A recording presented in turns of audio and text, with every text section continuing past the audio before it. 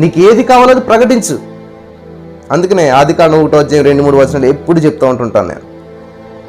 ఏముందంటే అక్కడ భూమి నిరాకారంగాను శూన్యంగాను ఉండెను, చీకటి అగాధ జలముపై కమ్మి ఉండెను. కానీ దేవుడు ఏం చేస్తున్నాడు? 3వ వచనంలో వెలుగు కలుగుగాక అంటున్నాడు.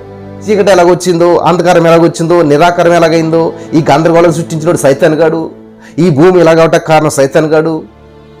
దేవుడు సృష్టిని అద్భుతంగా సృష్టించాడు. దేవుడు సృష్టించిన సృష్టి ఎంతో అందంగా ఆకర్షణీయంగా ఉంటుంది. నిరాకారం ఎందుకు అవుతుంది? భూమి నిరాకారంగా దేవుడు చేయలేదు, దేవుడు అందంగా ఆకర్షణీయంగా చేశాడు. భూమి నిరాకారంగా అంటే దేవుడు నిరాకారమైన పనులు చేస్తాడు? లేదు. దేవుడు అద్భుతంగా సృష్టించాడు సృష్టిని, కానీ సైతాన్ గాడు దాన్ని నాశనం చేశాడు. కాబట్టి దేవుడు ఈ చీకటికి కారణం సైతాన్ గాడే, ఈ నిరాకరణకు కారణం సైతాన్ గాడే అని చెప్పి ఈ యొక్క సమస్యకు కారణం ఎవరో చెప్పట్లేదు దేవుడు. ఈ సమస్యకు పరిష్కారం ఏంటి?